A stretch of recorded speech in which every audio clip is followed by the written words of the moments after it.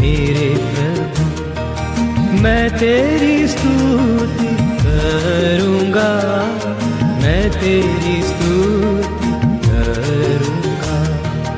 विश्वास योग्य मेरे प्रभु, मैं तेरी स्तुति करूँगा, मैं तेरी स्तुति करूँगा। परमेश्वर के धन्य नाम की महिमा हो। आराधनात्मक मनन की ओर आप सभी का बड़े प्रेम के साथ स्वागत करता हूं। आइए आज के मनन के लिए हम पढ़ते हैं निर्गमन अध्याय 38 पद 18।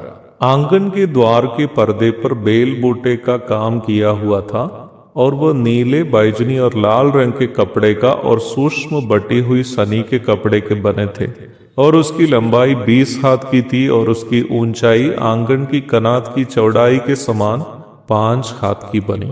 नया नियम की परिप्रेक्ष्य में मिलाप वाला तंबू नामक विषय पर हम बीते कुछ समय से प्रत्येक रविवार को मनन करते आ रहे हैं।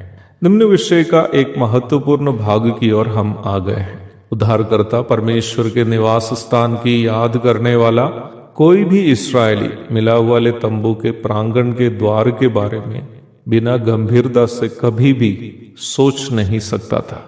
परमेश्वर ने भी यही आज्ञा दी थी कि आंगन के द्वार को आकर्षणीय रूप में बनाएं। 100 हाथ की लंबाई और 50 हाथ की चौड़ाई में तैयार किया गया आंगन के पूर्व की ओर दक्षिण भाग में 15 हाथ और उत्तर भाग में 15 हाथ लंबाई को पर्दे से ढकने का आदेश था।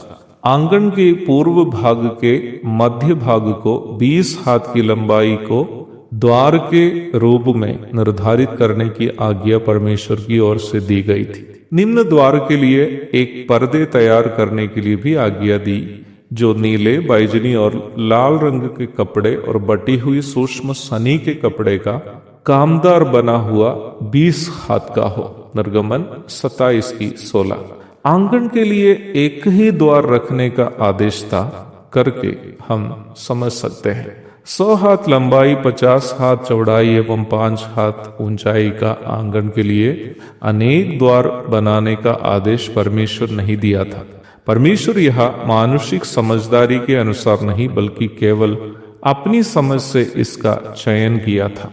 परमेश्वर ये अवश्य जानता था कि परमेश्वर के निवास स्थान की ओर प्रवेश करने हेतु अनेक द्वार यदि तैयार करे तो वो पिता की ओर जाने का एकमात्र रास्ता जो अपना प्रिय पुत्र यीशु मसीह है उसका प्रतीक नहीं हो सकता।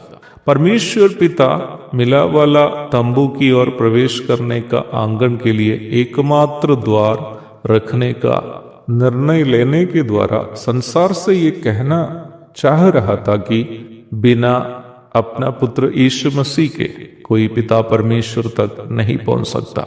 यूहन्ना 14:6। समान अर्थ के कई प्रतिरूप वचन में और भी देख सकते हैं। वचन से यही अनुमान लगा सकते हैं कि अदन की वाटिका का एक ही द्वार था। उत्पत्ति 3:24। नूह के द्वारा तैयार किया गया जहाज का भी एक ही द्वार था। उत्पत्ति 6:16। दाऊद राजा को परमेश्वर के द्वारा दिया गया नमूना के अनुसार उनका पुत्र राजा सुलेमान ने यरूशलेम में परमेश्वर के लिए जो मंदिर बनाया था उसका भी एक ही द्वार था। पहला राजा 6:33।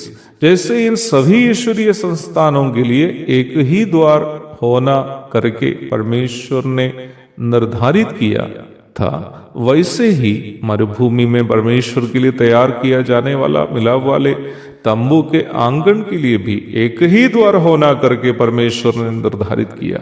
अपने धर्म के प्रति बहुत अधिक भक्ति दिखाने वाले यहूदियों के बीच में रहकर प्रभु यीशु मसीह ने उनसे कहा, भेड़ों का द्वार मैं हूं। यूहन्ना 10:7। यदि कोई मेरे द्वारा भीतर प्रवेश करे तो उद्धार पाएगा। यूहन्ना 10:9।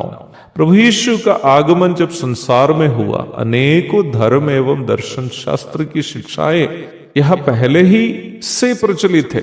धर्म एवं दर्शन शास्त्र ने लोगों के मन में मोक्ष प्राप्ति के संबंध में गड़बड़ियां उत्पन्न करके रखा गया। एक जमाने में यहूदी धर्म की पावन भूमि यरूशलेम में अपना सानिध्य देकर प्रभु यीशु मसीह ने दुनिया से इस प्रकार कहा, यदि कोई प्यासा हो तो मेरे पास आए और पिए।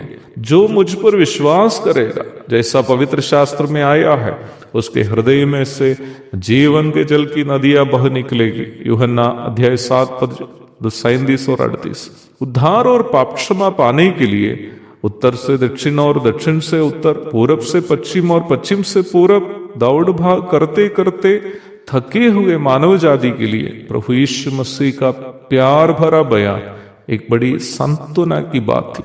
आज मैं और आप यदि उद्धार का आनंद अनुभव करते हुए परमेश्वर की आराधना करने हेतु उनके आराधनालय की ओर प्रस्थान करते हैं, तो उसकी वजह वो एकमात्र द्वार प्रभु यीशु मसीह ही है, जिन्होंने अपनी देह को हमारे प्रायश्चित के लिए कुर्बान होने दे दिया था।